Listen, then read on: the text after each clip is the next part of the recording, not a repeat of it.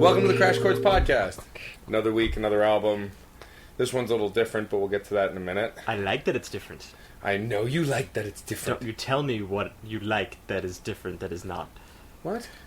Just keep moving, keep rolling. So me and Steve got to see Pacific Rim over the weekend. That is not. Which we'll get into more detail maybe next week.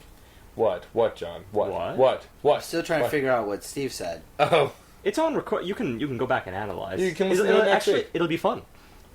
P, not Q. When do I ever speak not to provoke some type of reaction? Yeah. Assholery. Assholery. I like that. You're welcome. That's like still that. incorrect. You're welcome. Assholic. The adjective. Yeah, okay. For assholery? Acting assholic, yes. I think that's more of an adverb. To be blunt. To be blunt, you'd have to be wrapped in a cigar-like paper. It's a little bit both, actually. Either that or you ground down all of the pointy parts of my body. Can we get back on subject here? Was there ever a subject? Not really. Because No. I'm looking at the timestamp. No, we only had adjectives, adverbs, and verbs. There was no subjects.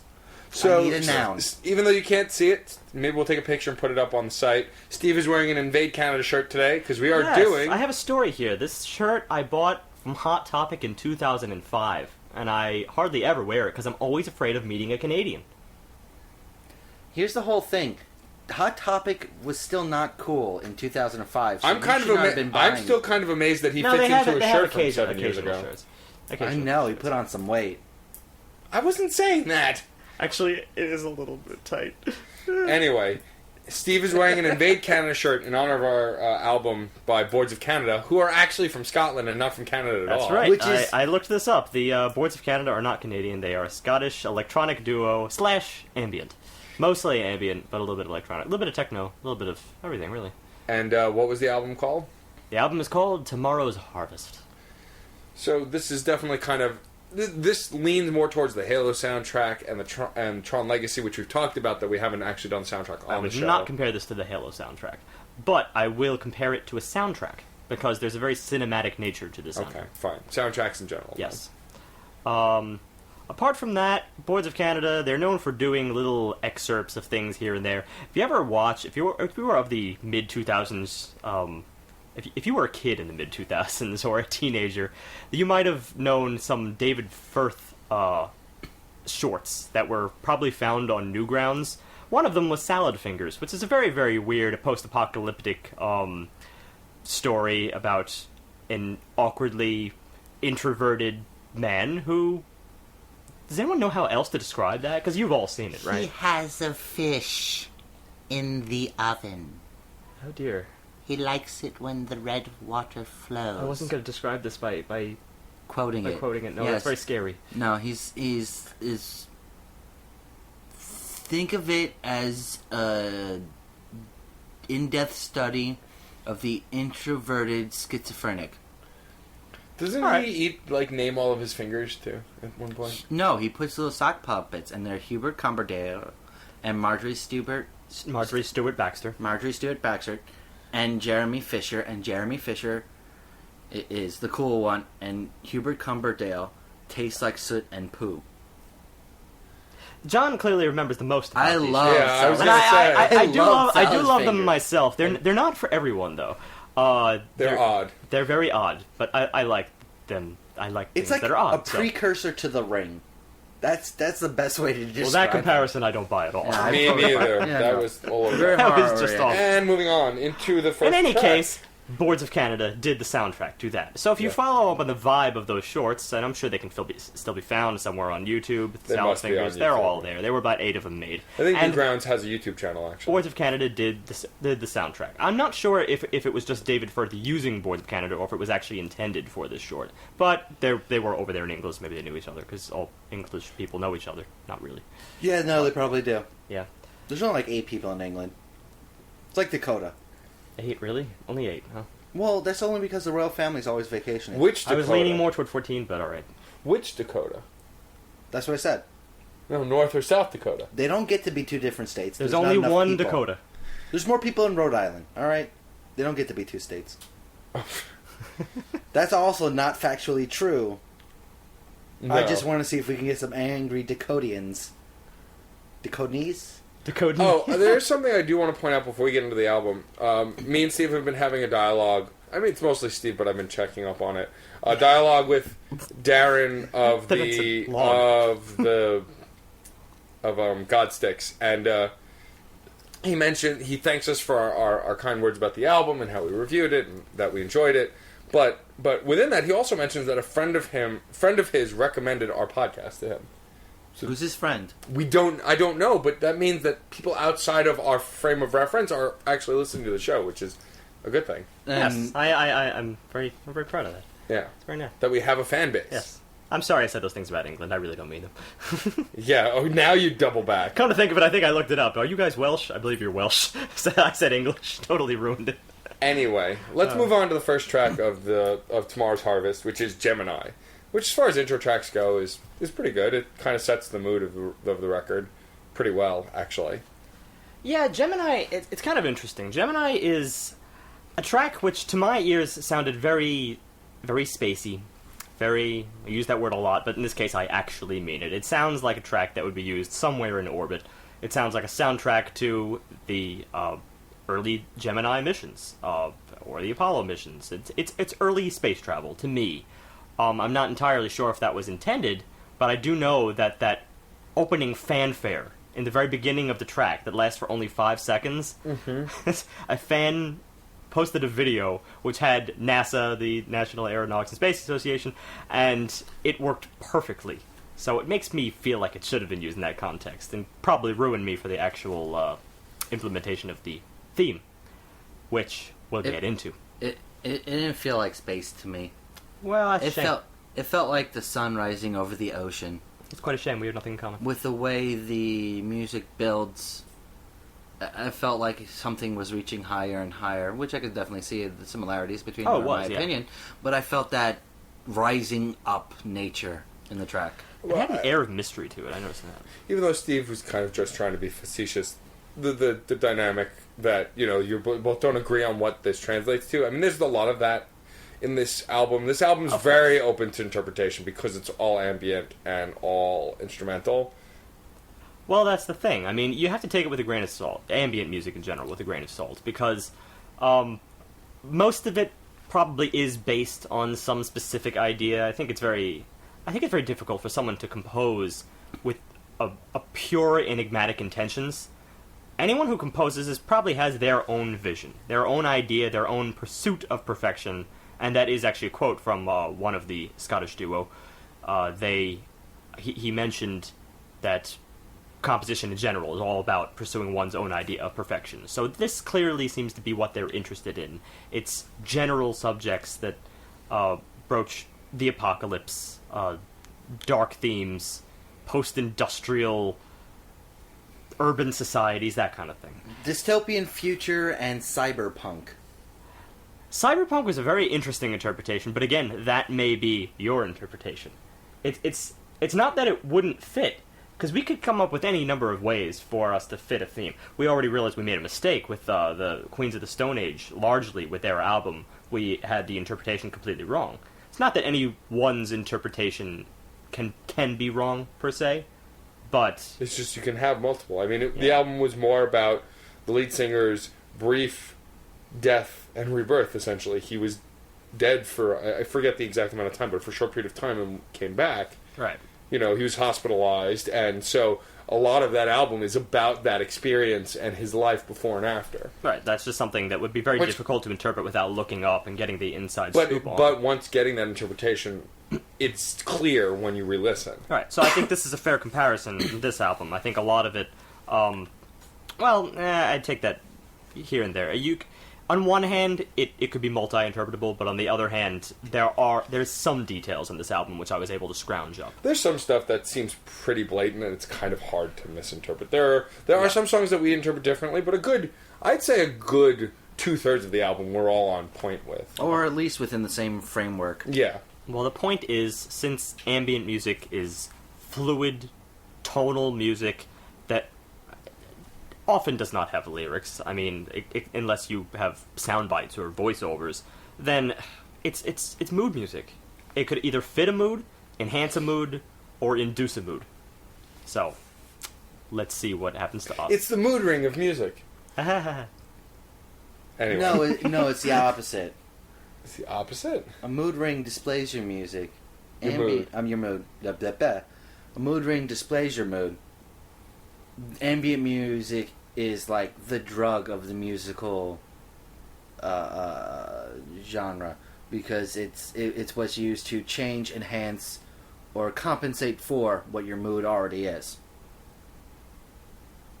Isn't that kind of what I said? Drug, not as in necessarily like illegal stuff, but like in general. Any mind-altering substance. Yeah. And moving on to track 2, what is that? Reach for the Dead. So this one was where we first got that urban kind of feel through the record. Yeah, I feel like this was kind of a bipolar album, and I do mean bipolar. Well, actually, I mean polar or, well, in orbit. It seemed to be stuck between... Two worlds. Well, between world or non-world, actually. Yeah. It's a very strange way to put it. I enjoyed the slow burn intro of this song. I felt it was a little too slow for me, but it was worth it once you got to the latter half of the song. The later pickup was really great. Yeah, and the sizzling weird, static in the background it was interesting in its depths. And it really sounded like someone essentially frying bacon in the background. Like, it had that kind of sizzling sound. And yet there's another discrepancy, because I'm sure it was just meant to be transmission signals. Sure. But it kind of gave that kind of feel. Yeah, and that's a whole other level, a layer of theme work here, is that a lot of this seems to be playing off the idea of communication. The electromagnetic spectrum in general. Yeah. So. That's... I know you agree with that. No, but I didn't see that specifically. I didn't see that in such blatant terms. Yeah. Well, consider but this. I definitely understand what you're talking about. Let's narrow this You're going to be discussion. so smart on this episode. Poor Mike's not going to enjoy it at all. Oh, man. Mike doesn't like when we're smart. He doesn't like it when... He's a fan of ours. If anyone's watched Fly the Conchords, he's our Mel. He is our Mel, yeah. That's true. Well... I don't get that reference. You wouldn't. Oh, it's a shame. It is a shame. But yeah, this let's move away from the electromagnetic spectrum idea there. I'll get to that in a few minutes. But in general, this track, it felt very earthy. It was like that of a kind of a hot, sweaty city that is desolated. Yeah, well, yeah, exactly. Like I wrote down that it had this feeling of wandering and being lost in a crowded in this kind of urban environment, like just kind of aimlessly wandering from street to street, not knowing where to go. But there's going to be a lot of themes of being alone on this. I mean, this is quite a depressing album, actually. It is extremely depressing. There's really only one uplifting track on this album, and it's toward the very end, and then it gets shafted by the following two. Yeah, like this album honestly could give Paper Chase a run for its money. No, Paper Chase was a more very visceral, different, but a different kind of depression. Yeah, that was pure emotions. This is something external, I think, of the human condition in many cases. This is just nature taking a dive, to some extent. Sometimes it's worse. Many ways you could take this. I'm going to try to refute those points several times later on in this album. Okay. Good luck. I welcome it. Let's head to track 3, which is White. I'm not done with Reach for the Dead. I haven't said anything about it. That's right. Oh. Do go. I did not get the congested urban area. Well, I didn't say congested. We never said that. We said empty, desolate urban environment. Being alone in a large city. There was no mention of congestion. I didn't feel that claustrophobia that would be implied. I felt open and airy in this track. Again, we said that. No, but I mean outside of a city. Not an enclosed space like that. I mean like an open, blank area. I felt traveling. I don't know. I felt this kind of deserted dystopia. It's clear we're going to be on separate frames here.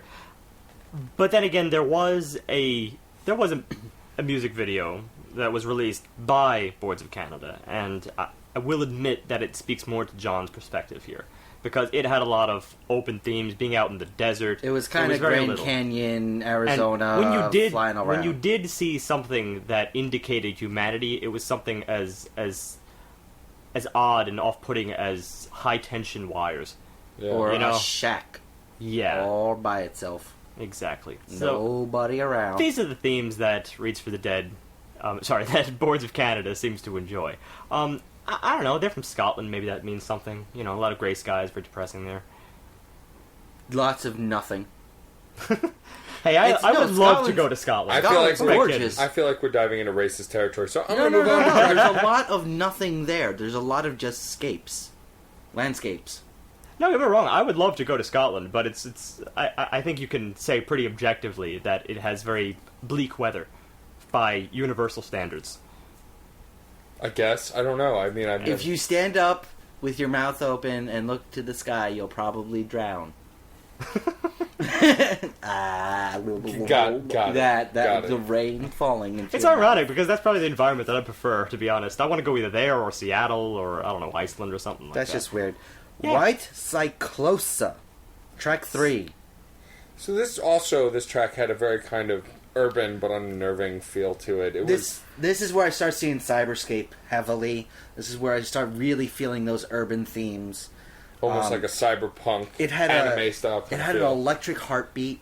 It was more like it was a pitter patter, but yes, it was very steady. It was very high pitched, and and it was unwavering throughout the entire piece. I do see the cyberpunk in that, to be honest. Cyberpunk is a very specific thing. Well, this is where I started making the comparisons to Ghost in the Shell anime, where I made comparisons. What did you say? Even Evangelion. Yeah, but I mean, my big anime tie-in was the next track. But yeah, I can't go to Evangelion necessarily, but I do Ghost see in the Shell. I see. Anime has a tendency to use because I think a lot of anime creators and producers are very apocalypse obsessed themselves. Yeah, sure. So I mean, a lot of those shows take place to after a big event or some kind of catastrophe. Exactly. Or in those movies, a catastrophe happens. Yeah, I didn't make the anime connection, and when I first listened to this album, but no, I especially definitely on the next see track, I made a strong comparison also, because I didn't really have much to say about this track. I mean, it was fairly straightforward. It had that urban feel. I thoroughly enjoyed the electric heartbeat that was in this. Yeah, but they had an underlying beat there was this real heavy, foreboding undertone that started phasing in and out. Especially, it was more predominant at the end of the track. This is when the one where it got out of sync too a little bit. Yes, right? The tempo of the song was very subtly and masterfully changed towards the end. Just by introducing new elements. It's like every 8 beats or so, this undertone will just come full force. It almost sounds like the kind of thing you would hear if you're going unconscious. If anyone has ever gone unconscious, or for instance, John is raising his hand. Of course, it was me. Or if you're under an anesthetic, you tend to have that sensation. You feel like a buzzing sensation right before you go under. Yeah, it's a pulsating. I feel that 100% in this track. In fact, it made me very unnerved because most people are very unnerved before you go under anesthetic. Yeah. Which I think was what they were going for, clearly. For me, my loss of consciousness has not been quick enough for me to hear that. Fair enough. I mean, long enough for me to hear that. Fair enough. Usually it's a blow to the head, and that does not lend itself to prolonged exposure to the intricacies. How good for you. There's only one more thing I have to say about this track, and that's the helicopter. Yeah. I felt that was a little out of place. Yeah, it didn't really seem to make much sense. I liked it. I enjoyed it. But can you tell me on what grounds? I will say that... He likes helicopters? No. It kept... A very shallow podcast. I like turtles. It's almost like it gave a swifter undercurrent to the song. but something that was definitely a backbeat, a definitely more scenery for the music. Yeah. I mean, of course when I hear helicopters in the background, it brings up all these videos going all the way back to Vietnam, where, you know, they were trying to present that form of apocalypse. The idea that we're just going into napalm a bunch of people. But I feel that doesn't really fit with the tone of the album either, so...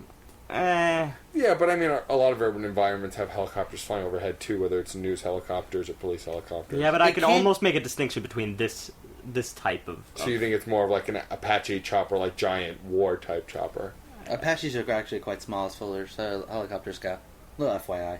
You're thinking of a Black Hawk. Black Hawk. Yeah, Really John would be a better person to answer beast this of question. I don't have a clue, no. Beast of a single rotor helicopter. So you tell me, what was it?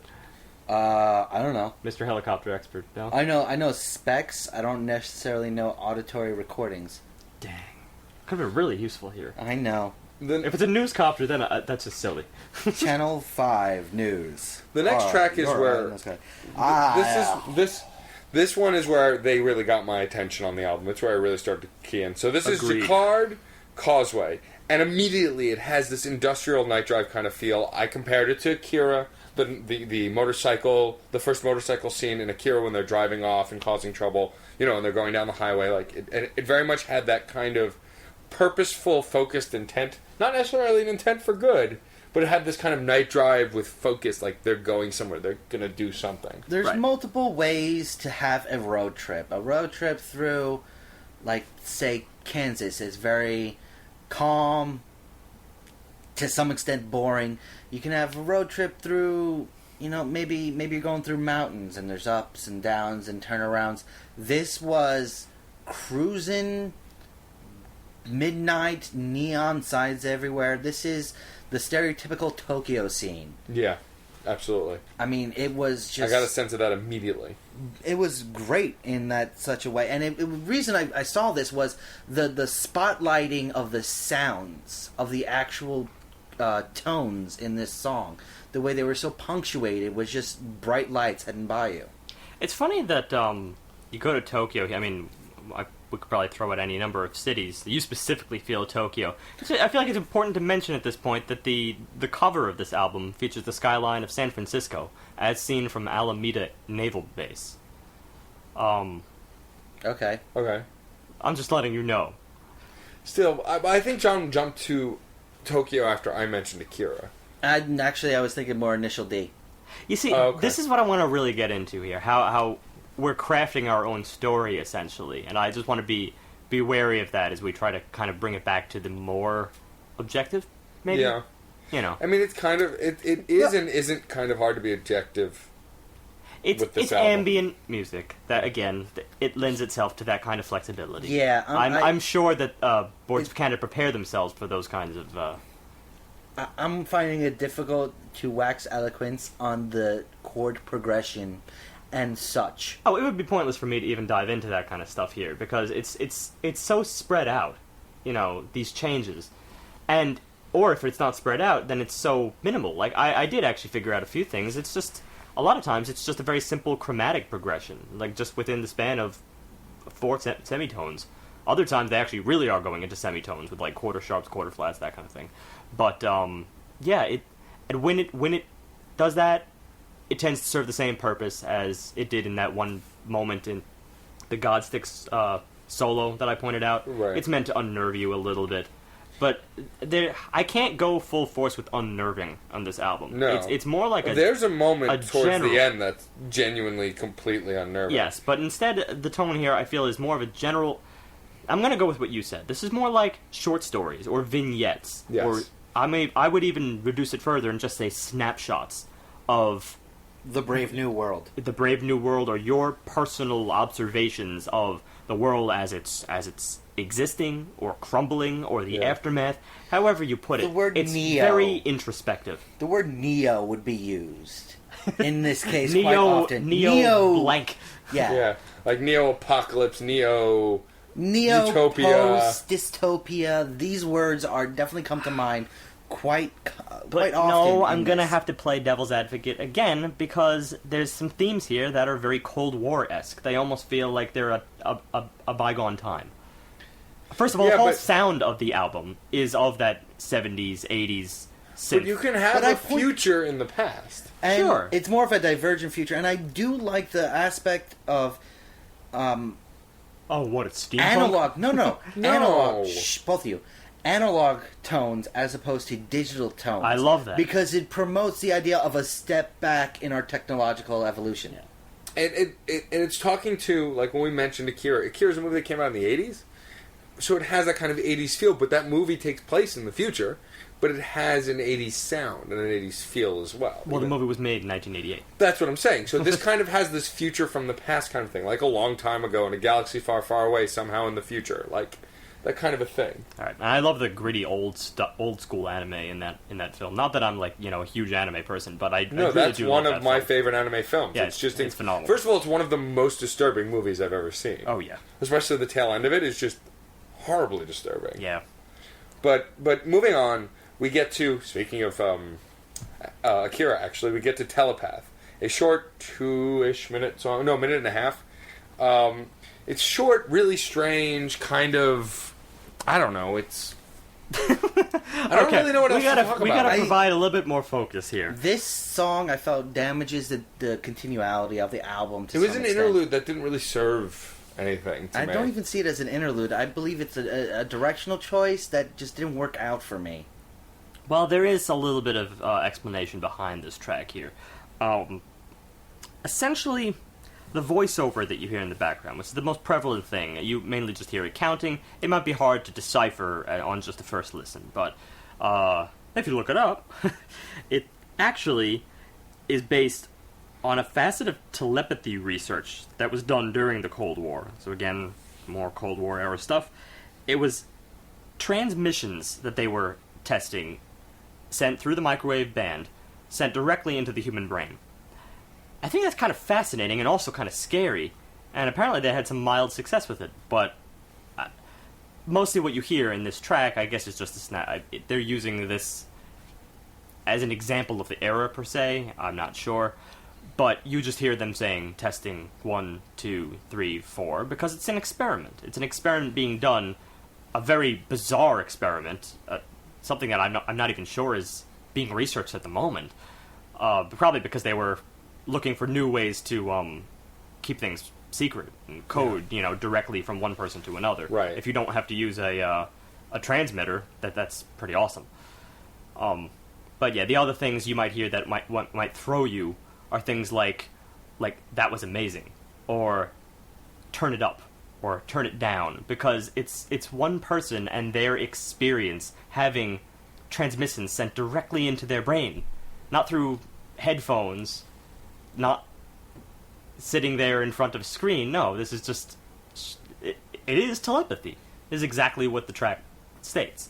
So it's a very on the nose track. It is very on the nose. It's not, and the only way to get that on the nose is to actually look the darn thing up. Exactly. It's and obliquely on the nose. That could help or hurt this album. I'm inclined to say hurt, because a lot of it is it's more like an experiment than it is music at that point. Well, and also, and this comes up later in the album too, once you look it up, there's no interpretation. There's none. This is what it is. It's fact, not interpretation. Right. And clearly, this was a case where we all sort of just came to a dead stop when it came to our own interpretations. Yeah. So, yeah, that's a problem. However, when you take it in context of the album, there's many other tracks, as you were saying, John, that really do focus on that electromagnetic spectrum communication. Yeah. It's a communication-based album. No, yeah. Or at least it uses communication as the vessel to achieve this neo-post-apocalyptic story or what have you. It doesn't... Very strange. Okay, we're going to keep going back to this, but I think that the framework, especially when we're talking, and the next few tracks, I think, do an excellent job with this. When you look at... I'm really doing a terrible job of trying to speak right now. We're all struggling. I'm struggling really bad. We've never done Ambient before. It's considered as a test run. Excuse me. We're talking how this is post-apocalyptic, neo-whatever, and we keep harkening back to Cold War era. I think that's an appropriate combination because of the idea. The Cold War was the first time that we truly had the opportunity and even the inclination to destroy ourselves as a society. And most post-apocalyptic ideas are based upon the Cold War. In many ways, that was the preeminent cultural facet, was destruction and the ending of the human race. That's a very scary thing, because when you consider before the A-bomb, we were living in such bliss. You know, we had never really conceived of ways in which we could all just stop in the blink of an eye, and all of a sudden, everyone is super obsessed with that from the 50s to the 80s. Yeah, and also, like, if you look at the Fallout games that were made for before the Xbox, and even especially the newer ones for the Xbox, Fallout 3 and Fallout New Vegas, it's about time stopping. Essentially, the nuke destroying everything, and then you're still, all that you have is this 1950s, 1960s kind of feel, but with technology that's way more advanced because you were forced to push through and persevere to survive in this dystopian future. It's especially scary that baby boomers, the largest demographic of the nation, were kids at the time, and these are the people that grew up into the generation now, our parents and everything, that they're the generation that went forth and were creative and actually were commenting on that thing that they grew up with. The 3 years, you know, who knows? 3 years, a couple months, maybe tomorrow, it could all just end. Yeah. You know, hide under your desks. That'll do it. Yeah. Yeah. Yeah. And this leads us into the next track, Cold Earth, which I think also, I mean, it's clear that there's this struggle between post-apocalyptic and Cold War, but they're not that separate either. It's between desolation and rebuilding. That's the struggle going on here. And Cold Earth, it's sort of like a hybrid idea of these two opposing forces, because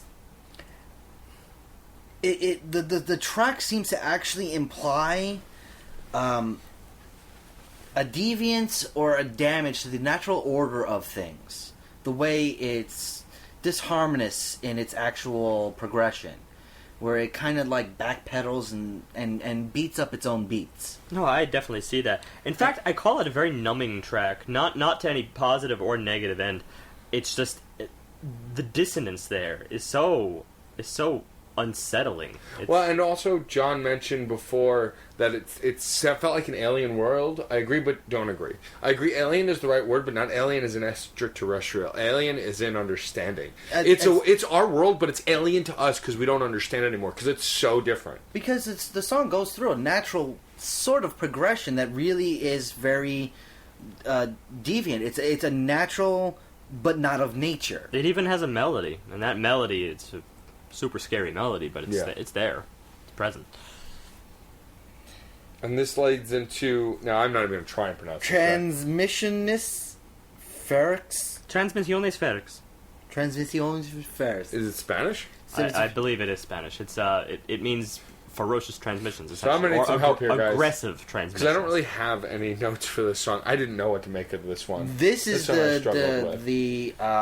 this is a propagation from Cold Earth. This is the disturbed culmination from Cold Earth redefining itself. Because I really like the ending of it, and the way, once again, we're getting into the radio wave sound, the static sound, almost trying to dial itself back into a very baseline white noise. Yes, I definitely hear that. In fact, it did remind me of something. The sound that was used in the movie Contact. Yes, I remember you saying that, and I did agree that it does feel like that strange kind of staticky moment. Which in that case it was used as an otherworldly sound, but it's transmissions. Again, experimenting around with pulses. It's the electromagnetic spectrum. This is all communication based. But specifically speaking to the word ferrix, which means ferocious or aggressive, it is a very... I can't say grating because it's very low pitch. Grating I tend to use in context of high pitches. This ominous? It's ominous, it's rumbling, it phases in, it phases out. It does exactly what you described, John. It's just... I actually find that very appropriate for this place in the album. I enjoyed it. Yeah. No, it was great. Like I said, I didn't mind it. I just couldn't make heads or tails of it. And it was at this point where we started to see the songs starting to become more singular in their ideas, or starting to pair up or form trifectas. It really felt of theme work throughout. Yeah. It felt more episodic, more like a collection of short stories, like the Animatrix we mentioned, which was not necessarily in any particular order, a collection of stories. This isn't 17 stories, but there's definitely it's more of a point of view. Or if anybody has read World War Z or Robopocalypse, which is another book, it's a very much a same era, same time frame, told from a variety of points of view, different perspectives, but of a similar accounting. A very personalized feeling as well. I agree 100% with that. And you really get that personalization in Sick Times, the next song. You get this kind of dark, personal dread almost. And this is where I'm really pointing it out. I cannot really discuss Sick Times without talking about Collapse. I agree. The two of them are just we should talk about them together. So that's track 8 and track 9, Sick Times and Collapse. Essentially, I feel that Collapse was a more exaggerated version of Sick Times. Yeah. I can see that. You saw dread in Sick Times. I feel like that's too harsh a word. Well, I felt darkness, not necessarily if it's there, dread. it's subtle. It's very subtle. But hell, we've been doing it so far. Let's just do it again. I'll tell you my impressions. I really am sticking by my stance. This is set at some kind of airport. I hear wind in the background. The wind, it sounds like the rushing of a jet engine. Again, you're on the peripheral of a city. This is some... I'm also going back to the cover here. Alameda Air Force Base. Come to think of it, there's a lot more of an ominous military vibe on this album than I originally thought. There could be a hidden political statement in here. The trick is there's just so many layers and so many directions you could take with this. I believe that in this particular case, it was showing... In Sick Times, it was showing a subtle, ominous cloud overhead. And in Collapse, it is exactly what it sounds like. It is the culmination of where you were at with Sick Times. If you don't think the shit is going to hit the fan in Sick Times, well, it does in Collapse. Which is why Collapse is just depressing. I can't even say ominous at that point. You are in the midst of the collapse. I felt that same feeling of travel in Sick Times. I did not quite get that airplane, spaceship, flight kind of a vibe to it, but I did feel a progression of moving from point A to point B. I felt a journey is being undertaken here. And Collapse feels like, if anybody... I'm a gamer, I gotta use a game reference. One of the... In Halo, the way that the bad alien dudes, the Covenant, tried to wipe out the humans is that they took their big old plasma weapons, they boiled planets, they turned deserts into glass. And that's that kind of feel I get in Collapse. Glasslands. Truly, utterly unmade areas. And with not more than just wind blowing through. And I understand that. And I went to a place similarly, in aesthetic anyway. The Collapse reminded me of the scene in Tron Legacy when Jeff Bridges... because I forget the character's name, his son and Cora are on this giant air train, just traveling over nothingness and water and emptiness. But it was that same kind of wind blowing storytelling, and moving through. I want to tone it down a little bit here because even though there is a subtle, and yes, it is subtle and ominous impression within Sick Times, I'm inclined to say that it's the second most positive track on the album. After one that will come much later. It's this more track of an to aftermath me, album. It's almost more of a bliss, like in ignorance is bliss kind of track. Well, I'm saying aftermath. There's nothing bad going on now. No, I don't even see the aftermath here. This feels like it's right before. It feels like Collapse is the collapse.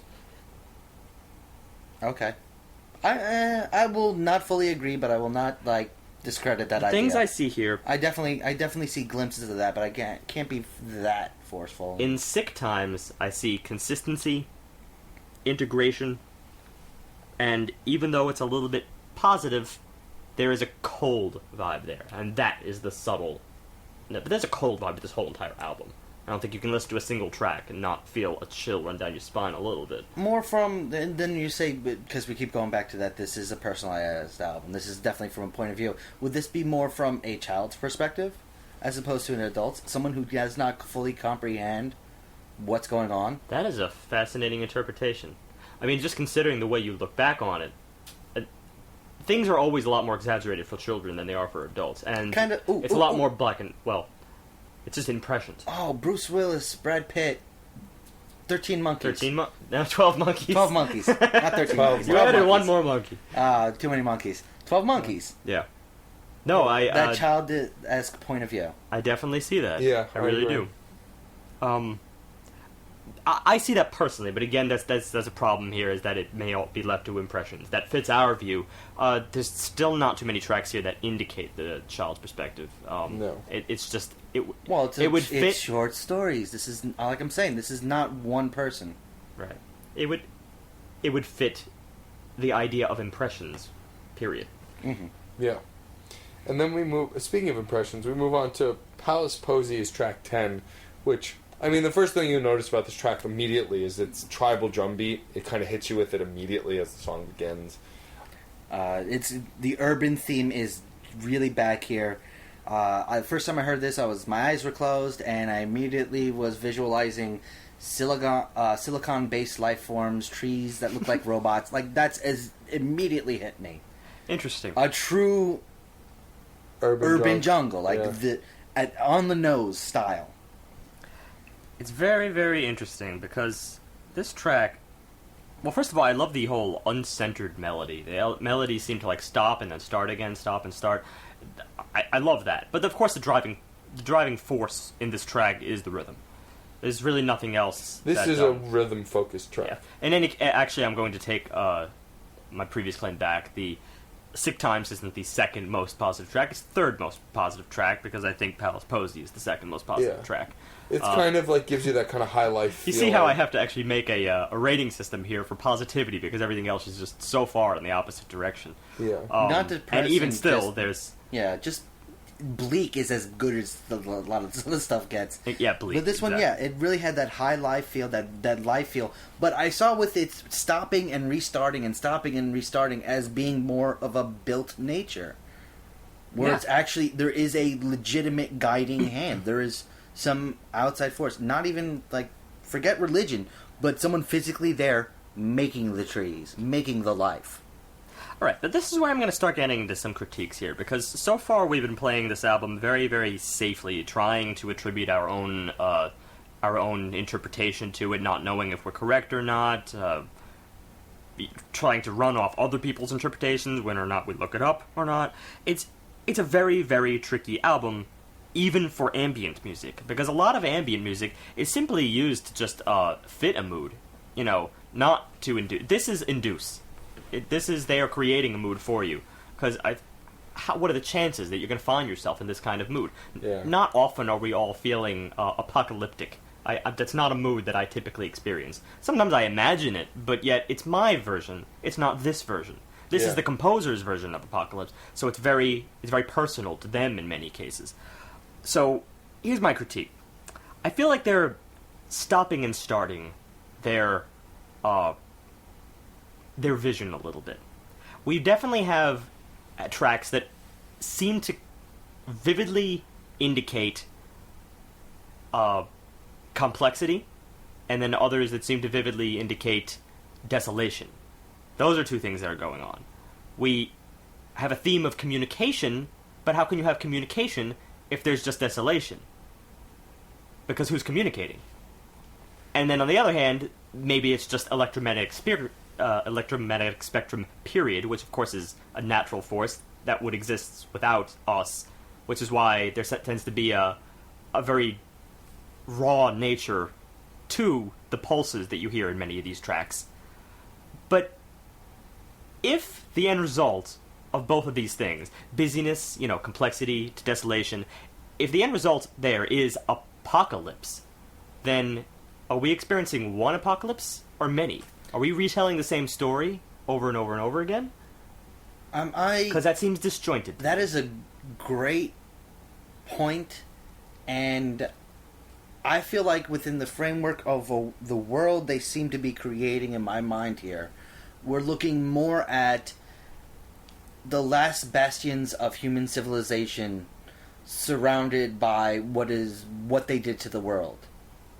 More of just 1, 2, 3, 4, just a few mega cities left, where all the population of the world is, using just a fraction of the world, because the rest is irradiated, unlivable, destroyed by whatever apocalypse they created. Sort of like that concept in The Matrix, in the first movie, how they're existing in this, the machines created this online world because a human destroyed the actual world, and so then they became harvested and there was nothing but desolation.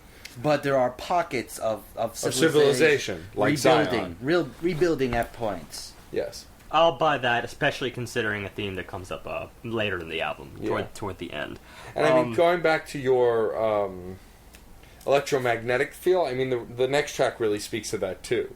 And Split Your Infinities. Right. Looking back, the main I feel reason like that I brought this up, just to point it out, is because of the shift between Collapse and Palace Posey. Yeah. Collapse is such a bleak track, and then Palace Posey is practically fun. Yeah. I mean, usually when it's the end, it's the end.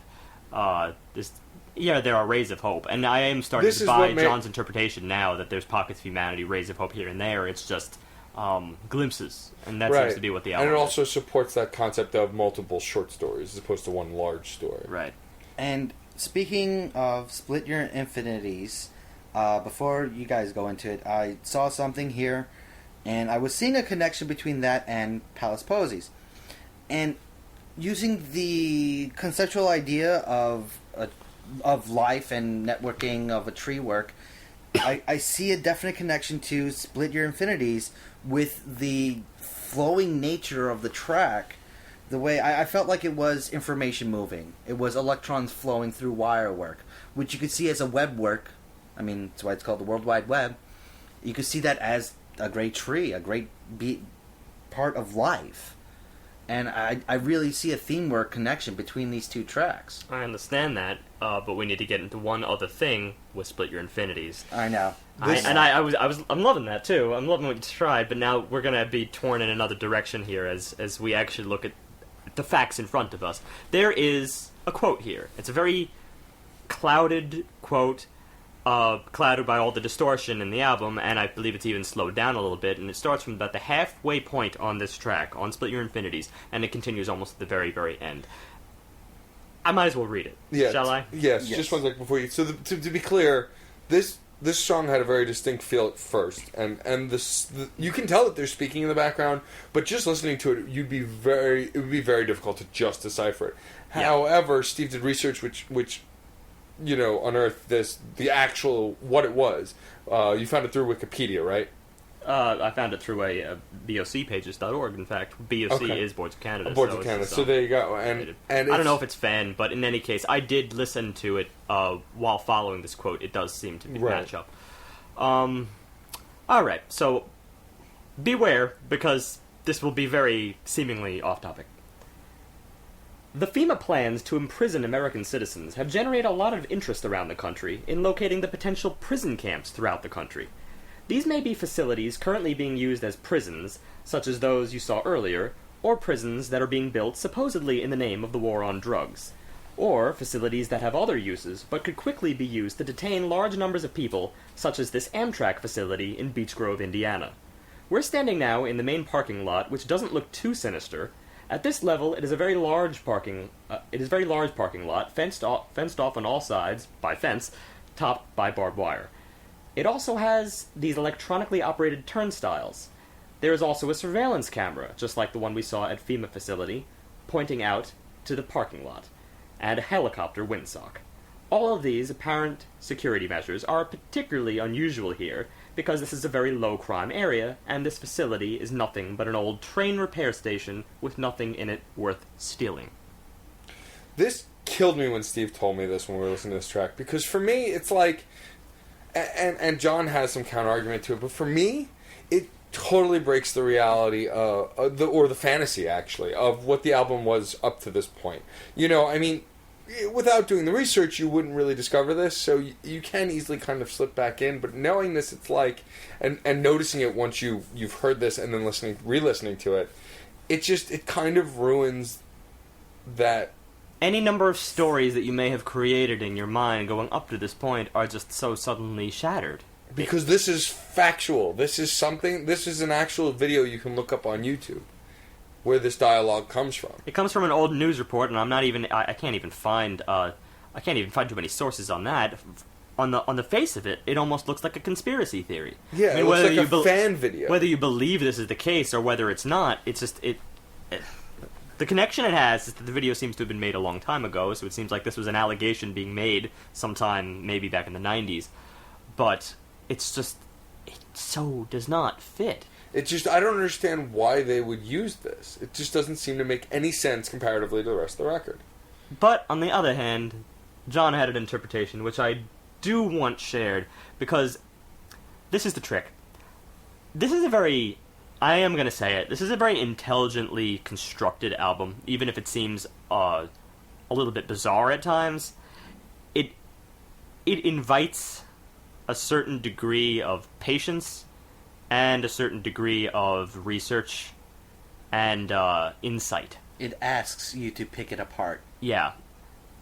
It's not really hiding that fact, and this is clear, because otherwise, someone clearly had to sit down, unless Boards of Canada shared it themselves, someone had to sit down there and decipher this. Who has that kind of time in their hands? It's not a passive album, as you said it was a passive album, Matt. You said it could be used as a passive album, but I don't think this can be a passive album now after we've learned this information. I think that on the surface it can be very passive, but once you engage in it, it becomes a very active listen once you let it pull you in. Right. In any case, I'm going to defer to John here. Now, first we'll take a step back from the content of this talking piece, of these actual dialogue. The idea of creating, not in the beginning, but of creating this visual flow of energy, and then creating a discorded, disturbed undercurrent, something that is words, that is information, but broken down, ripped apart, stretched thin, implies all sorts of visual and thought-provoking ideas. You're talking, there is going to be breakdown, even with this resurgence of energy from the Palace Posey.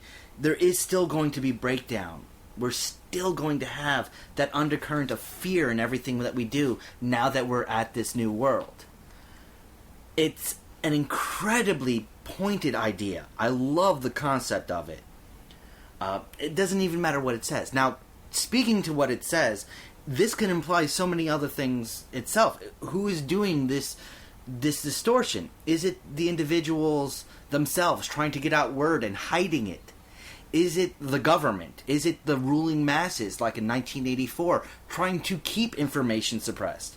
There's whole tangents you could take off of this. This song is itself a conspiracy theory, and it's a beautifully done one. I've never heard that in song before. I will say to John's point. Yeah. I will say to John's point also, if you take, we've mentioned the Fallout games before, we've mentioned some other movies that take place in this kind of time out of time where, a nuclear attack happens in the 50s, so now it's built on that. In all of those sci-fi-esque situations, there's always an old TV playing an old news report. There's always an old radio playing an old news report. There's always a mind F in the background. Yeah, like something to make you think and to trip you out, and that's definitely what this is. One of my favorite storylines of all time is the BioShock video game. Which we've talked about many times. And I don't care if you have never played it before and are waiting to play it, so forget about you. Spoilers. Spoiler alert. During the game, you are playing a character, and you're being guided by another character, and this other character goes up to you and says, would you kindly pick up that wrench and beat this person to death? Or would you kindly open that door? Or would you kindly put the power on? And it's the crux of that word. Later on in the game, would you kindly? It's that instant you find out that that phrase is what has been programmed into your life to make you do things. You thought you were playing a video game. You were forced to do it. I mean, it was an amazing reveal. And it's that little extra step of undercurrent of idea that was just so beautiful in that game. And I'm seeing, while not nearly as fleshed out in a 12-hour video game, I'm seeing that same sort of idea in this song. And I'm inclined to buy it on the grounds that I have no other recourse. That's the issue here, is because this is so based on interpretation, I have no choice but to accept what fits. I still am going to pull a little bit back, though, and say that it doesn't so much fit the idea of pockets of humanity, per se, as we had just previously established. We had just... Right. I mean, this seems more like a present-day commentary than it does anything else. It could also be, I mean... Okay, Palettes Posey. I keep saying that wrong. I don't know why. Please. The jungle of life rebuilding itself. Possibly from a technological standpoint. Possibly just nature reclaiming it. Into split your infinities. A truly flowing, and we've basically agreed upon a dissertation... Not dissertation. Dissemination. Dissemination of information. Oh, okay. Could it be just us falling, humanity itself falling back into its old ways? Or something? I mean, there's so much depth you can look into here. Yeah, and that's the thing. There's a lot of things you can do with this track. That's why I'm not necessarily stating a critique. It's just that could this be Act 3? You could potentially, not that I would want you to, but you could potentially just stop the podcast right now and just make up your own damn mind. It's any number of ideas could float around about this. This is weird. Track in this album. This is really meta. Let's go on. So track 12. I appreciate Boards of Canada for making us think. Yes. The next track 12, Your Ritual. This is the next truly creepy, unnerving track, and it is. It's the way it just kind of. It's got this spooky kind of haunting vibe to it. It's disturbing, repetitive, and seems to kind of propagate a creepy motif that's just really hard. And it's also really short. It's a 2-minute track that's very poignant, but just kind of out there, kind of just random and just creepy for creepy's sake. Which kind of... You mean there's a track on this album that is nerving and unsettling and all those other things? Yeah. And I have to say, this track I really did not enjoy. This is one of the few tracks. This is a track that I had very little to say about, because there wasn't as much to... It didn't invite as much dissection. After all this thought-provoking, almost discussion we're getting with all the previous tracks, it was very disappointing to have something that was really bland on the album. And this was propagated in the next song, Nothing Is Real. I had that same bland flavor in my mouth. Yeah. It was just a very repetitive track. I mean, the looping... It was clear that this was in the vein of techno, and not great techno either. It was this kind of overly looped, very repetitive track that just didn't go anywhere. I'm not going to go as far to say that Nothing Is Real is filler, like You Ritual. I mean, I definitely think that You Ritual is filler, but Nothing Is Real... I do think it fits... It fits the theme work of the album. At the same time, it doesn't add anything to it. It's very excessively looped. It like I said, even for it's for techno, I'd say. The problem is that most of this album kind of hinges on techno, although it's really ambient. We've had ambient mostly up to this point. In ambient, you don't get loops, you get fluidity. It's nice to see that fluidity from one section to another. In this particular case, you don't get that. You just loop it over and over and over and over again. That's something that is done in techno. And I know the type of techno that I prefer is the type that actually moves into new sections, but this one just didn't do that. I was looking for it, and it just goes on for as long as it goes, and we get no new section, no new instrument. It just seemed like a very static track. Yeah, it wasn't nearly as engaging as the next track. I mean, though it was slow, Sundown was at least more engaging than that track. They did flow. Yeah. And I felt like Sundown was the antithesis of Gemini. It was the flip side. It was the closing... You mean antithesis? don't even start. It was the closing statement of the concept that we had been brought to here, which can be looked at a couple ways. Maybe this was the original ending of the album. Maybe it was the ending of the era represented here, because there is another song that speaks to regermination. But this... Sundown did a great depressing finality in a story that had been being built into this album. No, I'll buy that. I mean, even just from the musical standpoint, soothing. It was soothing. Sundown was a soothing track to me. Yeah. I didn't get that in Nothing Is Real, and I didn't get anything from You Ritual. Other than creepy and spooky. That's really the hole in this album, are those two tracks, You Ritual and Nothing Is Real. Sundown I'm defensive of. I'm defensive of, even if it doesn't add much, it's still, for me at least, it still punctuates. Yeah. Again, it was personal taste that I think was a little too slow for me, but I don't disagree with what you're saying. It definitely still fits the theme, and it still it does have that kind of finality, which then is kind of jumped over in the next track, where we get another rebirth. It's New Seeds, which is probably my favorite track on the record. Has this kind of sense of rebirth, this construction, this building, almost rebuilding of a society gone wrong. It's a song... I wouldn't even say that. There's absolutely no urban idea here. That's the whole thing. This is really full of just pure vigor, is the best way I could feel it. It's full of hope. Do you want some vim with your vigor? Shush. It's really... It's full of energy, like undiluted growth. It's the most positive track on the entire record. Absolutely, without a doubt. It really actually progresses extremely well to kind of flesh out this idea of energy being concentrated. And it connects to the next track really well, too. Going into... Wait, Steve, anything? For new... He hasn't spoken anything at all. Well, I'm still kind of contemplating about the hole in the album, but this is another case where I feel like it went straight from... collapse to Palace Posey again. This is the same exact instance. We were here at the bottom, and now we just rose back up. Oh yeah, New Hope and all that.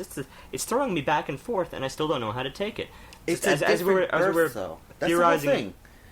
It's a different sort of rise. Palace Posey, we saw very much a manufactured idea in it, and this one is, I'm feeling much more natural. True nature. No, I do agree with that. I'm still in the midst of questioning the overall meaning here, and I'm watching us to see if we're attributing things incorrectly. But on a music standpoint, New Seeds probably is one of my favorite songs on the album.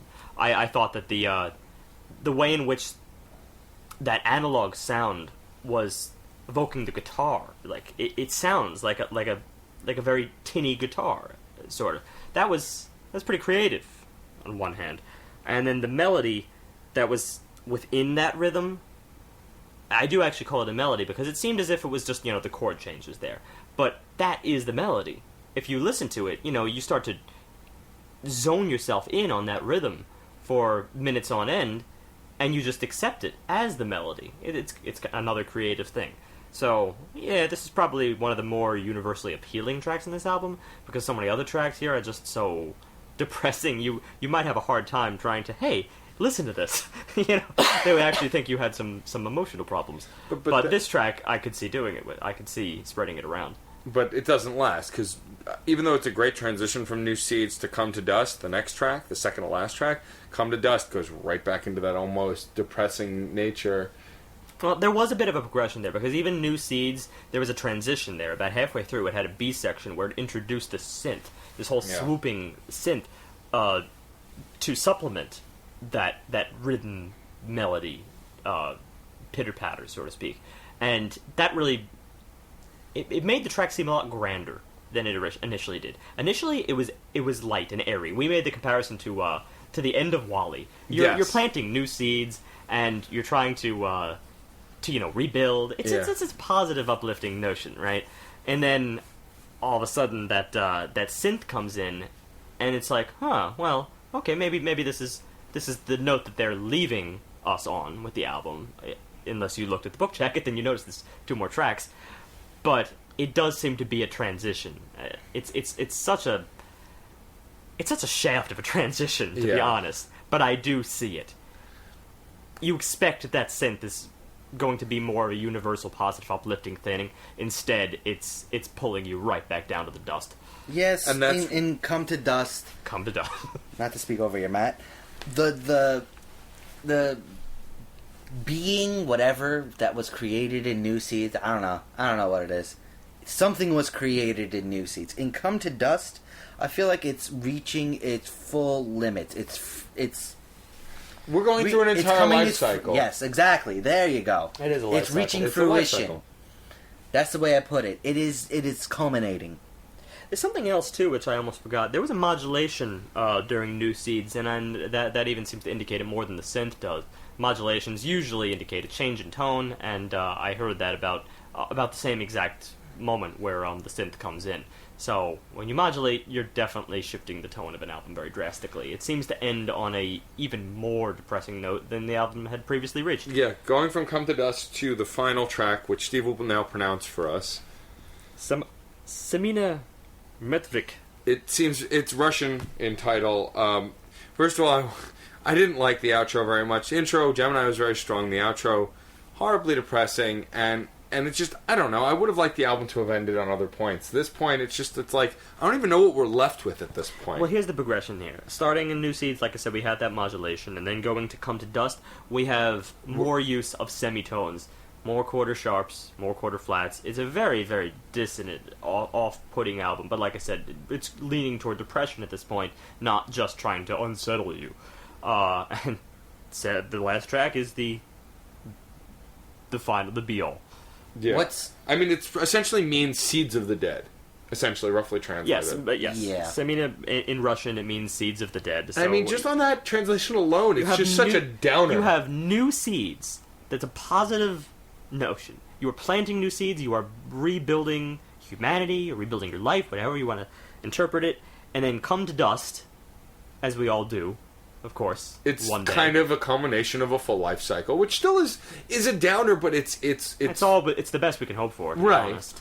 But then we get to Seeds of the Dead, where it's the after point. This is the end. It's after the end. It's an oxymoron, really. Essentially, yeah. I don't know. Well, there's a lot of symbology in the word Seeds of the Dead. Seeds of the Dead. It could be what they created that will propagate long after their death. Or what the dead have left behind. People always use that phrase, returning to the earth, because, of course, From dust we came, and to dust we shall return. Yes, and to a greater extent, we are star stuff. I just... Quote I'm Sagan. full on this record. Like, this was an 8-course meal. And then some. It's just, there was so much to it, and so many parts, and...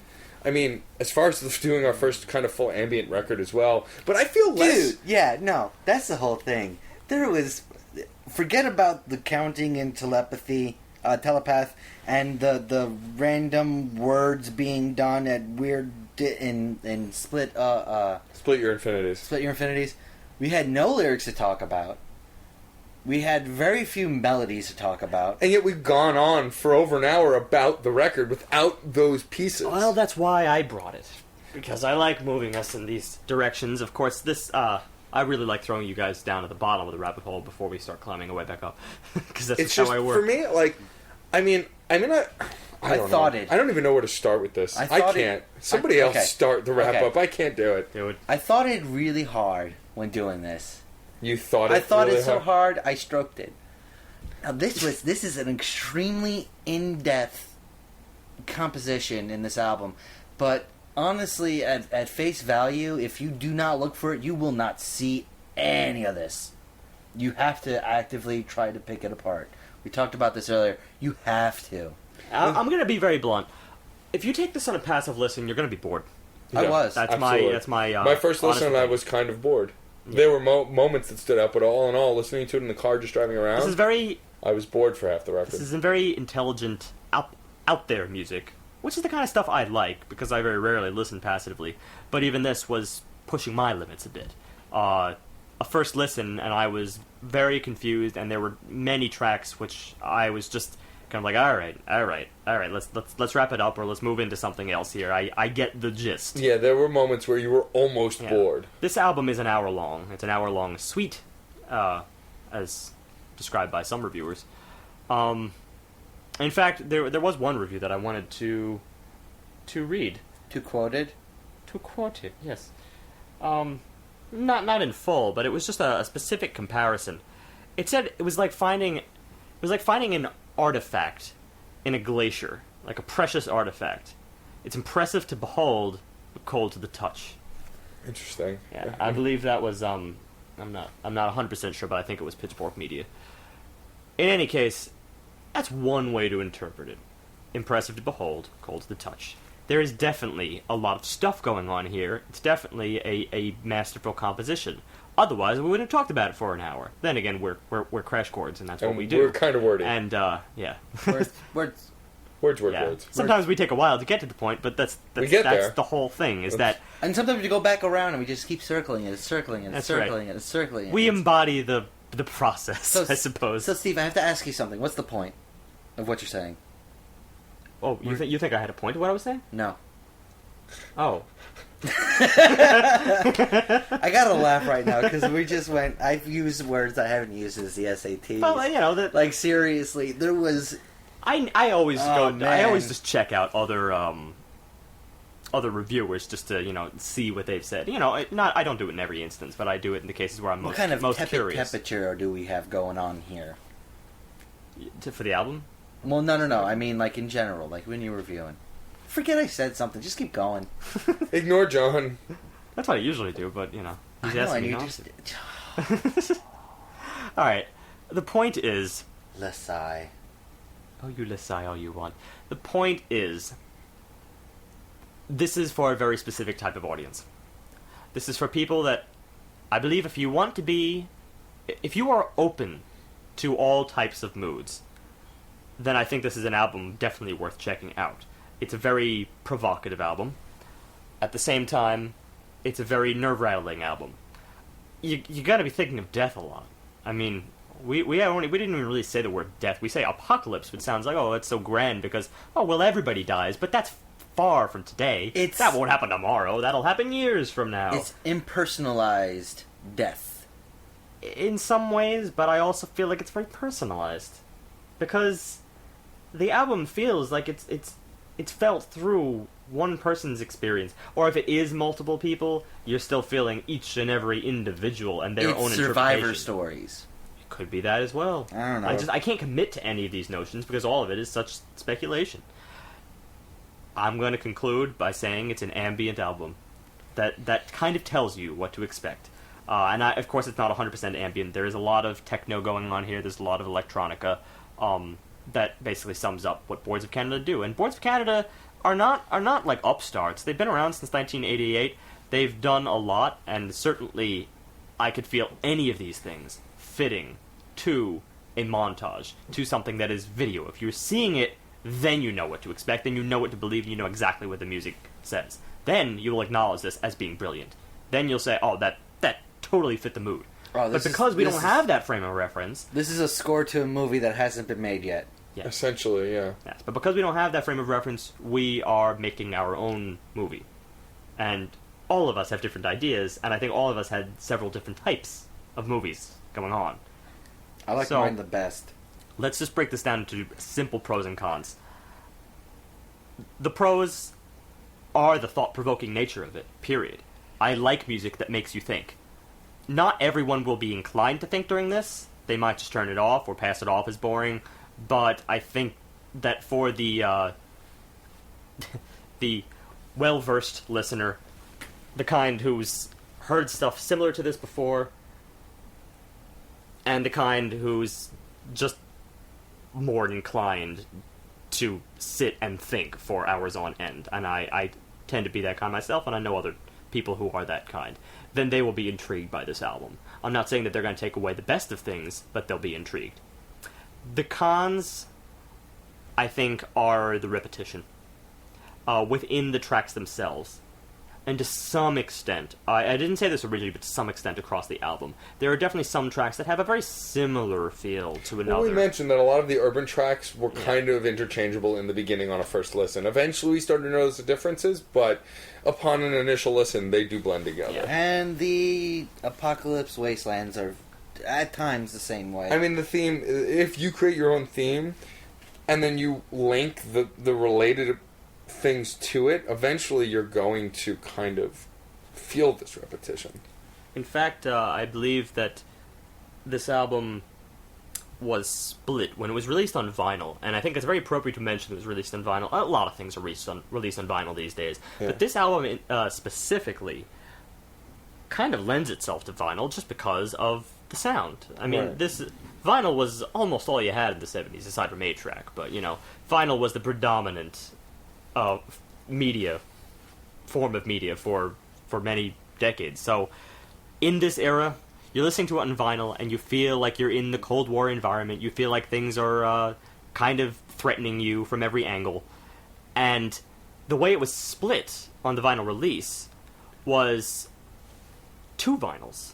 Side A, Side B, and another Side A, and another Side B. And it made certain distinctions here. I'm going to try to find that. I believe it was something to the effect of the first track up to Jacquard Causeway, and then that was the conclusion. And we all very much liked Jacquard Causeway, so I think that's a very important conclusion there. That almost signifies a movement right there, those 5 tracks. The second was from Telepath, I believe, down to Collapse. Yes, that was it. Collapse was the second movement. That's where the first vinyl ends. And Collapse, we felt, was very terminating. Then we go to the next movement. What was that? Palace Posey. That's a very positive, uplifting track. It seems no matter what we do, we're always going from something positive down to some kind of collapse. So there is an arc here, and I just thought I'd point that out. That almost saves it a little bit, but it doesn't save it on a straight CD. I'm just saying it all... we all listen to music in different ways. Well, yeah, but if you have to buy it on a certain format to get the real gist, then that's a failure. Well, you're not buying it in another format to get... You're getting the same gist. You're just not going to your CD player and flipping it. I guess, yeah. Yeah. That's the difference. The only reason I noted that is just because of the tracks that it seemed to conclude on. Right. I mean, Where it seemed our to be ending stories. Yeah, they were the tracks that we had the most to discuss. And we did get that gist even without knowing that to begin with. Exactly. So, again, the detractor is for the casual listener. The casual listener, I don't think is going to find this provocative at all, because I don't think they're going to really look for provocative music, period. That's the thing. I'm going to give this a solid 4. It's a little high.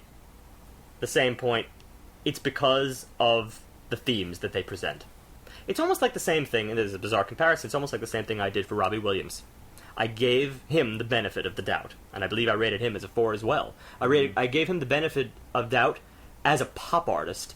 I'm giving these guys the benefit of the doubt as experimentalists. Alright, I can see that. I have similar inclinations, different reasons for my discrepancies in rating this extremely high. I did not like some of the songs. I know what they were going for, I know what they're trying to say. It's in the titles. But I did not really enjoy them. And at this point, if you're going to be doing ambient, it's very hard to look past disliking a song, because there's very little else to latch onto. You have to project yourself into the song in order to enjoy it. But there was only a couple songs I didn't like, and this is a lot of music here. A lot of, while similar, a lot of heavy differences in the different tracks. I really enjoyed it on a second listen through. I really thought it was shallow on a first listen through. And that lends to what Steve just said. You have to pay attention. you have to be looking for nuances. You have to get metaphysical on this guy. That's the only way to really break it down. And because of that, the theme work is just so interesting. The ideas are just so thought-provoking. This should be like a 4 or 5 right off the bat, because this is very smart music. But they just get in their own way, as other bands have done, as we talked about before. It's almost too introverted. Yeah, maybe had they tried to make one single story instead of the short stories, we probably would have been heralding this as the next big blockbuster. I don't know. Maybe if this was one solid piece, like one solid symphony, if there were composed transitions and everything, it's amazing how one little thing like that could have made this brilliant. Yeah. But in individual tracks, you come to this halting... It's a group of EPs. That's what it really comes down to. Almost. I'm giving it a 4 1/4. It's gloriously beautiful at times. It really is. The feels, and we talk about this all the time. But the visual ideas I get in my head listening to some of these segments is just amazing. And very few songs, while you'll feel happy, you'll feel sad. Very few songs can really just provoke a movie in my mind on the first listen. At the same time, it's still it does have that distant nature that does not quite connect. But it's definitely a beautiful album. 4.25. This album, I mean, first of all, this is the first time in a long time an album listen felt like work. I mean, I'm going to be sincere. Look, I definitely agree with that. I even agree with that. and I like ambient music, and there's some and instrumentals as well. I mean, there's tons of instrumental music that I like. I've listened to plenty of scores on repeat, but with this, it was just once I realized I had to think.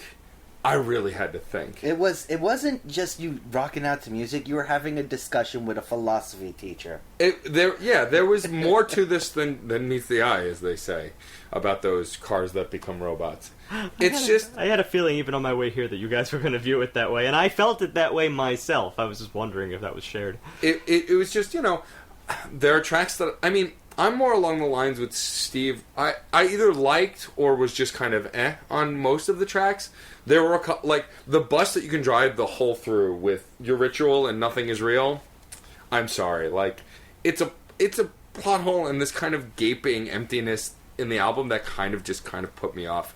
More so, I think that it put you guys off. I don't know. I felt it really hurt the record.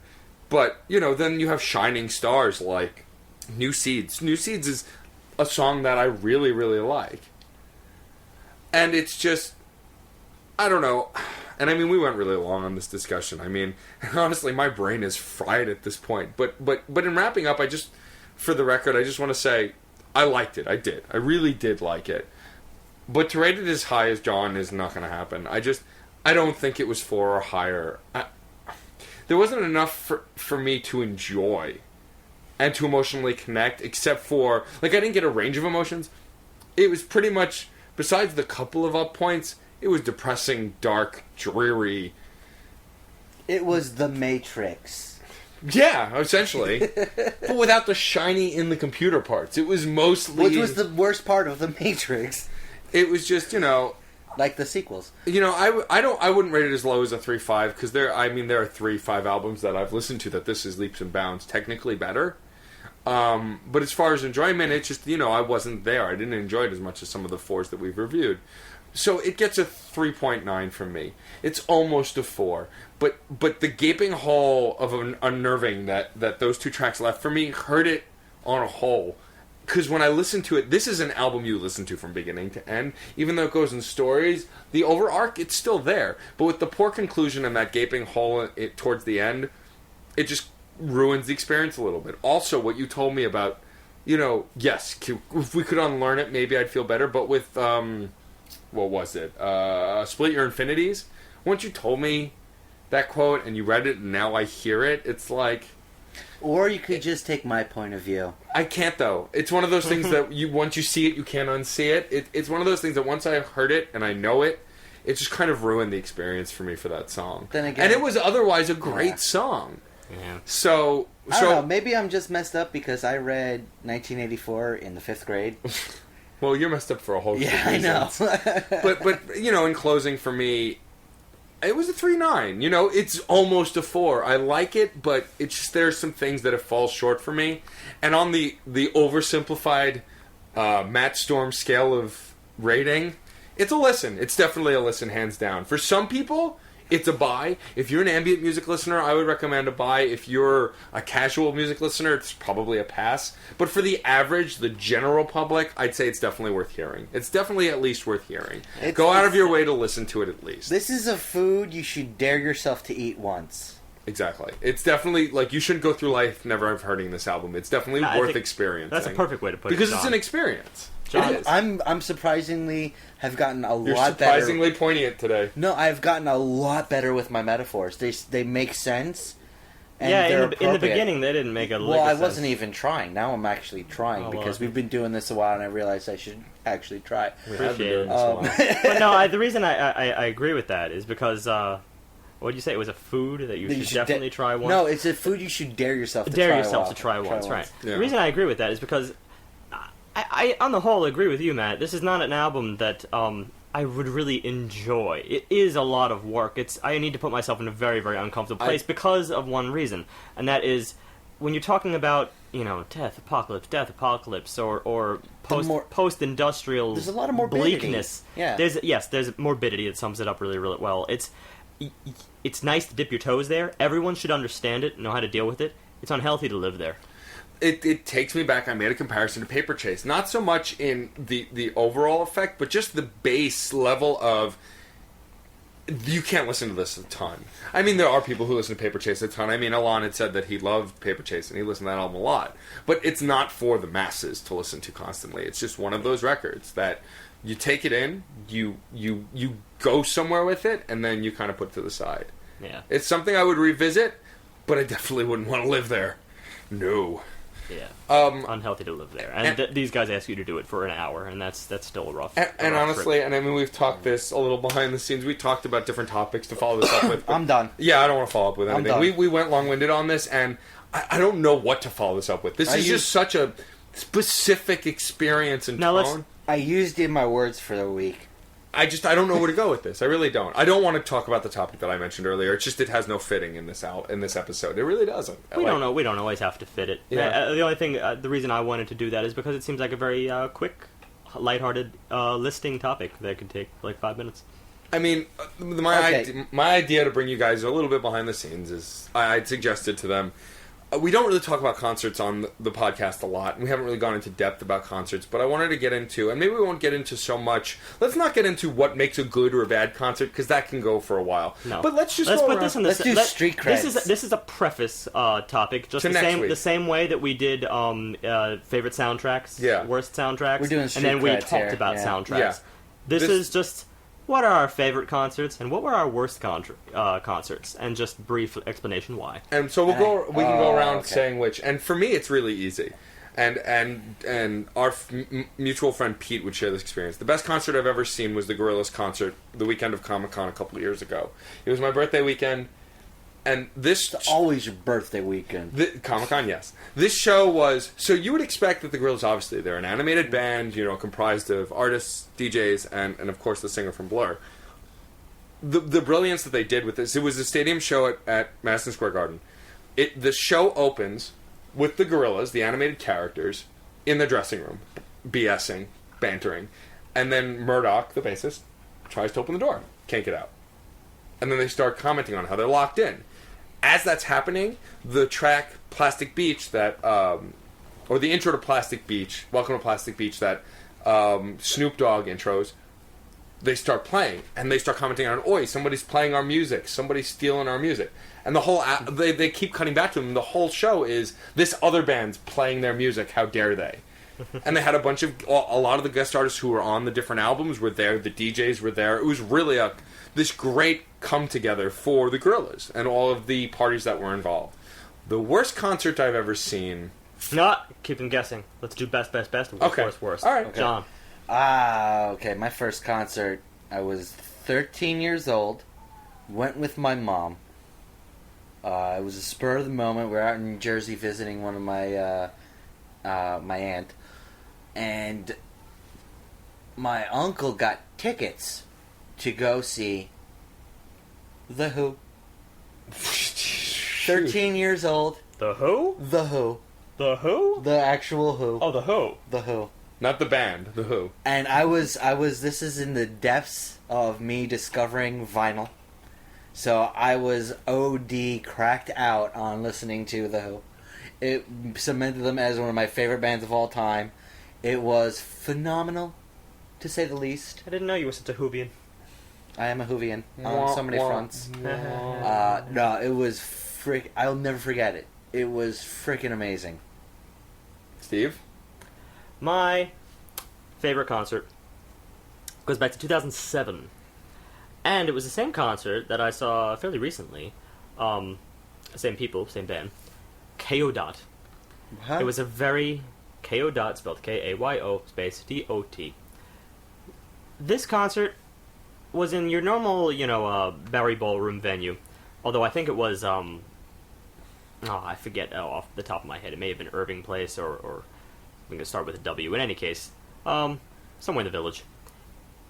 It was specific. Sometimes it has to do with the silliest things, just as to where you are when you're observing them, right? It has to do with the music as well, but in this particular case, they had a balcony, right, that sort of wrapped around the left and the right. It was mainly just a ballroom on the floor with, a bar at the back, stage at the front, and then second floor, another bar at the back, and then this little sliver of balcony on the left, little sliver of balcony on the right. And each balcony had maybe 3 or 4 sets of tiny 2-seater tables, right, with just a candle in the center. And I went with my old roommate, and because he had gotten me into the band, and we just had this bird's eye view, kind of close up to the front, like maybe the closest one at the end of the balcony, staring right down at the band.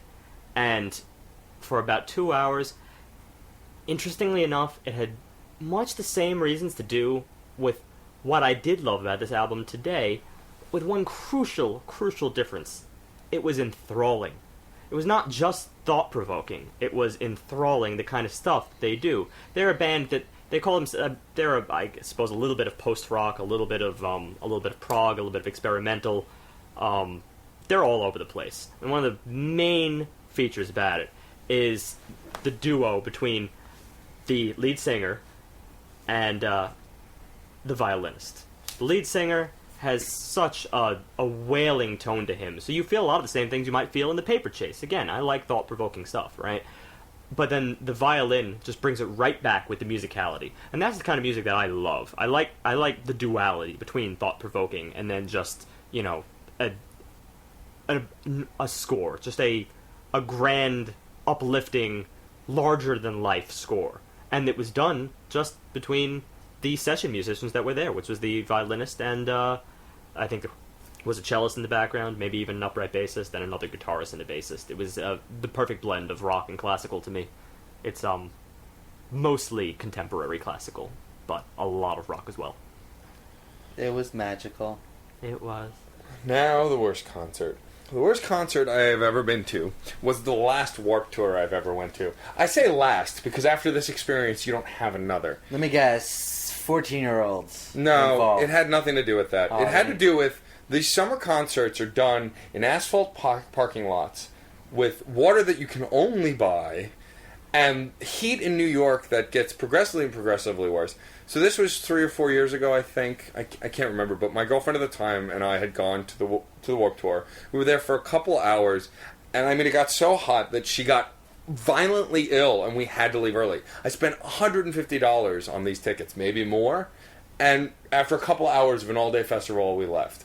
So I will never ever go to the Warped Tour again because it's in the heat, in the mist, in August, in the beginning of August in the summer typically, and it's the hottest time of the year in New York, and it's just unbearable. So every Warped Tour might not be that bad, and I'd been to Warped Tours before that I enjoyed, but this concert, it's just. I got to see a couple of bands, and it's actually how I discovered the band TAT, T-A-T, which is a great British punk band. But the whole day was shot. So never again will I ever go to a Warped Tour as long as I live because of this experience. I've never had a bad concert experience. I have had disappointing, and the most disappointing was Bob Dylan. And I love Bob. I really do. My dad loves Bob. My brothers love Bob. We went to the Baseball Hall of Fame up in Cooperstown. and actually sat on the baseball field.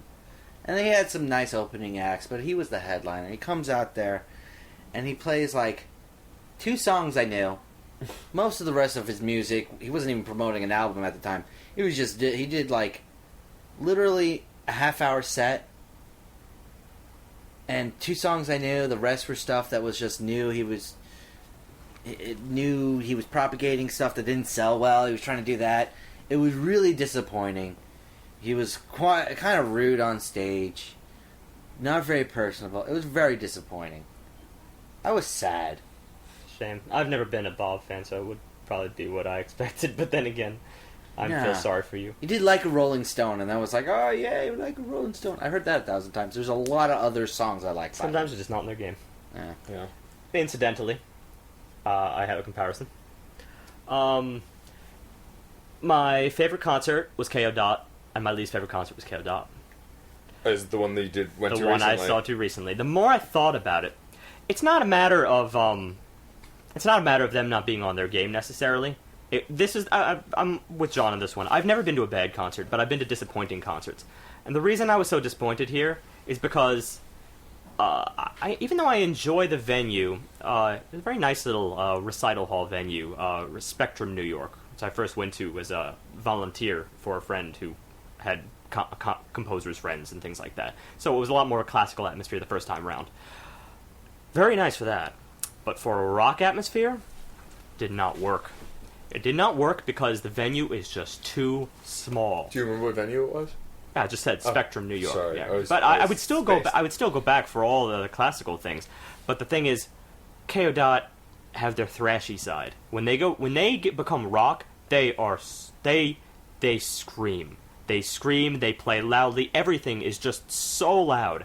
And this venue, it's like a box. It's a tiny little hole in the wall. You felt like you were being blasted against the walls. I felt like I was on the verge of going deaf. I had to plug my ears at a certain point just out of fear of it. And I'm not new, to loud music or anything. Yeah. And I listen to headphones quite loudly all the time. But this was extreme. I could not enjoy it. I couldn't hear the individual notes. Like it was literally so loud that I heard a general backdrop of noise. It could have been a much better concert if they had only played at half the volume, or if they had played at another venue. To boot, there was a couple of other problems. They did have their soft track, right? When they have their soft track, it's very beautiful and gorgeous. And guess what? Just at the moment that they start playing their soft track, the one that I was so invested in, right? And I was like, oh my god, I can finally hear what they're saying, right? Then the venue that is one door over and on the bottom floor starts playing their music loudly, and it just starts going thump. Drowning out the beautiful piano that was playing. So it was just lose in every single circumstance. It wasn't KO Dot's fault, it was the circumstances, but that can make a bad concert. That's what mine was too, is situational, less so than the band's. Yep. Alright, well, I guess we'll start wrapping up. Do we have a spam for this week? We do indeed. By the way, I also want to thank, we've had some commenters recently, like legit commenters that we're not reading on the show, which we really should. But I want, thanks for the support and listening, and we've got more stuff to come. But let's wrap up with our spam of the week before we get to next week's album. If the buffalo in my head could speak German, I would not know a damn thing. What I do know is that the language of art is out of this world. By FimBVC. FimBVC. These just get weirder and weirder. I don't even want to comment on it. So next week, may I return? If the buffalo in my head could speak German, you know what that's like. You know what that's like. That's like Lewis Black. If it weren't for horse, I thought the same exact thing. If it weren't for that horse, I immediately went shuffle off buffalo. Except there were subtitles with all just random letters that I think are German in my mind. So next week. Album I previewed on this earlier in the show. Me and Steve both saw Pacific Rim over the weekend and have vastly differing opinions on the soundtrack. So I've decided to pursue that discussion because I think it'll be a good one regardless. And I want polarizing discussions because, as I've said time and time again, everyone listens to music differently. So I want to have a polarizing discussion. And so it's going to be the Pacific Rim soundtrack of Guillermo del Toro's new movie of the same name. And we will get into that next week. Also, coming up in August, we will be having Painless Parker on as a guest, and I'm working on getting some other guests on as well. So I guess that's where we will leave it off. We'll save the animosity for next week. Exciting. Yes, and remember, as always, music is life, and life is good.